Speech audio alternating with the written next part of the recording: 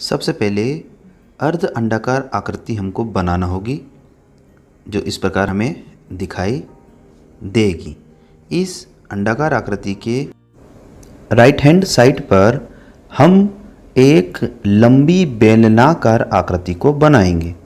इस बेलनाकार आकृति के सिरे को कुछ इस प्रकार हम ड्रॉ करेंगे।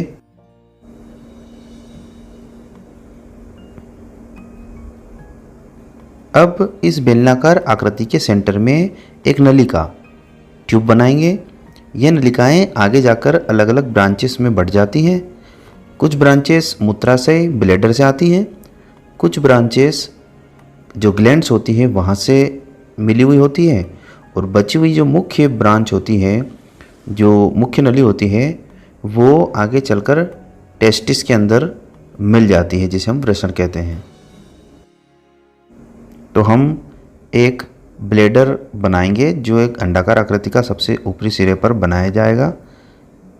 मुख्य नलिका को आगे बढ़ाते हुए ऊपर की ओर ले जाकर घुमाकर नीचे की ओर हम लेकर आते हैं। अब इस मुख्य नलिका को हमें टेस्टिस में लेकर जाना है। तो हम पहले इस अंडाकार आकृति को जो सबसे पहले हमने बनाई थी, उसमें इस नलिका को अंदरूनी सिरे के अंदर कुछ इस प्रकार की आकृतियों के साथ में जोड़ देते हैं।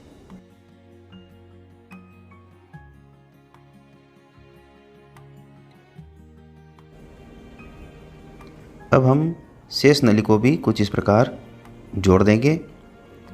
हमने जो अंदर ब्रांच बनाई थी, उन ब्रांच पर कुछ इस तरह की गोलाकार आकृतियां हम बना देते हैं। अब हम शरीर के बाहरी भाग को ड्रॉ करते हैं।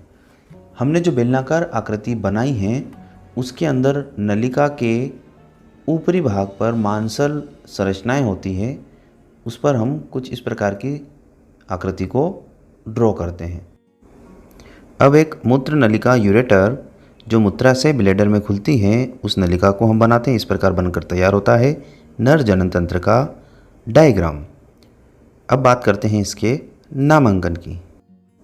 मूत्र नलिका यूरेटर मूत्र को किडनी से मूत्राशय ब्लैडर में लाती है, और ब्लैडर से ही मूत्र मार्ग यूरेथ्रा द्वारा मूत्र को शरीर से बाहर त्याग दिया जाता है।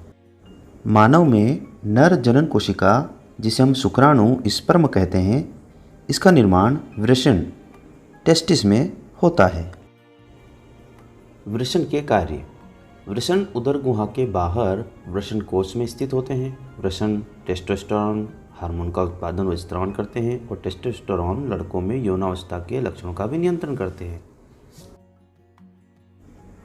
वृषण में निर्मित शुक्राणु शुक्र वाहिकाओं द्वारा आगे की ओर जाते हैं। इन्हीं शुक्र वाहिकाओं में भी प्रोस्टेट ग्रंथि और शुक्राशय अपने स्त्रावन करते हैं। सभी सम्मिलित रूप से मूत्रमार्ग में पहुंचते हैं, और मूत्रमार्ग से फिर इन्हें स्त्रावित कर दिया जाता है, और इस प्रकार तैयार होता है नर जनन तंत्र का डायग्राम। अगर वीडियो पसंद आया हो तो सब्सक्राइब जरूर करें। धन्यवाद।